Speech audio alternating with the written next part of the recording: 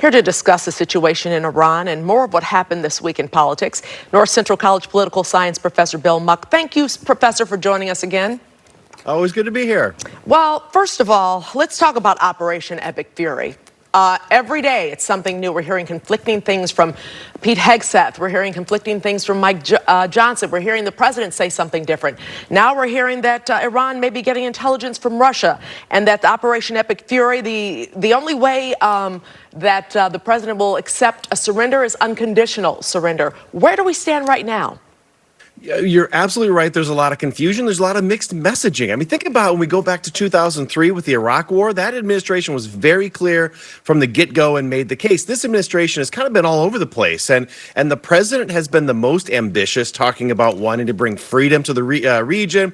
Today, talking about unconditional surrender. But you're absolutely right. We've seen the Secretary of Defense and the Secretary of State sort of pull that back a little bit, talk much more directly about this is really about eliminating Iran as a military threat, getting rid of any nuclear infrastructure, going after missiles. So we're getting mixed message. Now, why that matters is if you don't know what the finish line is, it's hard to get there. And the administration has to be clear about its goals so that it can develop the appropriate strategy, right? So I think there's been some reverse engineering here. They've started the operation and now they're searching for an explanation, and that can lead to a lot of complications down the road.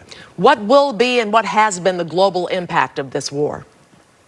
Well, right now it has been localized, right? So we're still seeing this play out largely within Iran, Lebanon, and Israel, but there is the potential for spillover. And I don't think we're looking at World War III, but every president who starts a war thinks it's going to be over quickly, right? They think about going back to the Iraq War. They said, oh, it'll be 4 to 6 weeks. And what happens is things become more complicated. There are escalation factors. And I think that's the big issue right here is, can the administration constrain the spillover and the fallout? And it's going to happen. There's going to be complicating factors, and I think that's why wars of choice are always complicated. Can the president, who has already said he wants to pick the next leader of Iran, can he do that legally?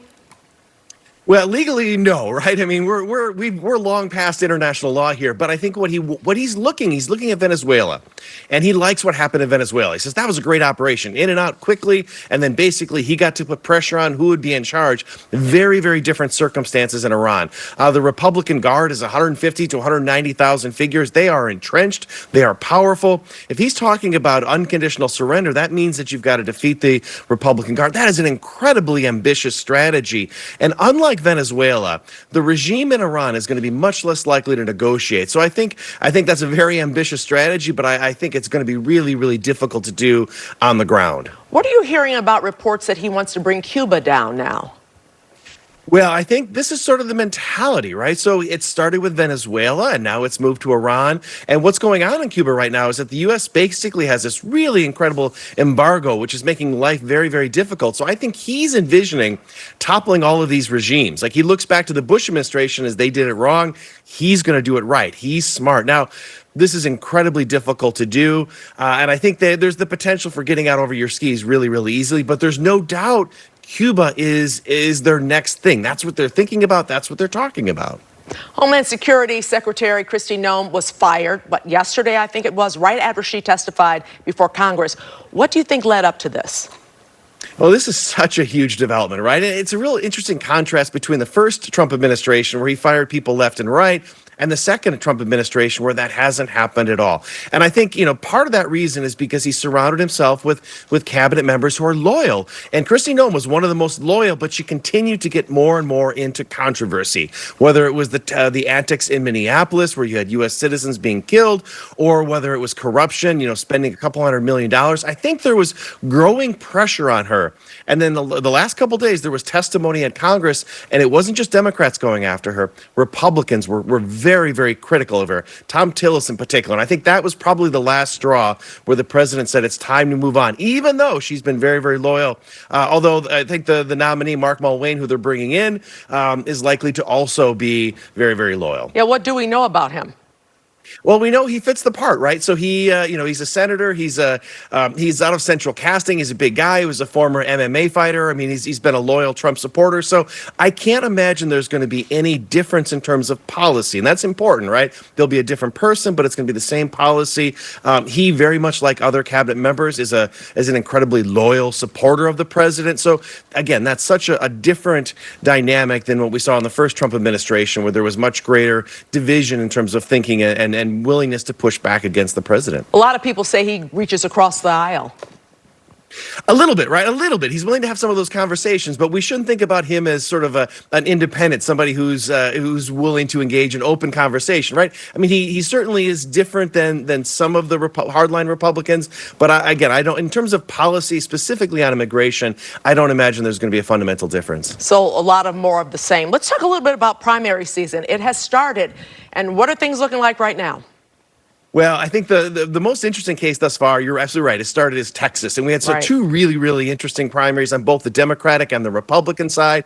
The Democratic one was really, really interesting because you had James Tallarico, who ended up winning the Democratic primary, who is he's a seminarian, he's a Presbyterian seminarian, somebody who does definitely look to talk across the lines. And he was running against Jasmine Crockett, who is much more of a sort of fighter, right? She positioned herself that she was going to confront that the Democratic Party needs to push back hard. So we saw this really, really interesting dynamic in Texas, and the Texans chose James Tallarico. On the Republican side, you have a similar dynamic between John Cornyn, who's sort of the establishment, and Ken Paxton. Now that has moved to a runoff, so we still have more to go in terms of the Texas primary. But I think we should look at these early primaries to get a sense of where the Democratic and Republican parties. Is the Republican Party still leaning into Trump? Is it moving away from Trump? And what are we seeing out of the Democrats? Are they trying to be more centrist, or are they up for a fight? And I think these primaries are going to give us a good sense of that. How much do you think that, as far as the Tallarico and the Jasmine Crockett race, how much do you think the fact that he couldn't get on Colbert and he put it online instead had something to do with his votes? Huge, right? Huge. He was behind, I think, in 3 polls before that, and then he just blew up afterwards, right? So that was this sort of transformational moment for him, and the Crockett campaign had to be really frustrated about that because they were running a good campaign, they were ahead. Sometimes these moments suddenly gets your name out, and I think for him that was really, really important. And so I think that's a huge factor in terms of name recognition. It was jet fuel to that campaign. The DHS partial shutdown, it's continuing to go and go and go. They're at a stalemate. Will this ever change?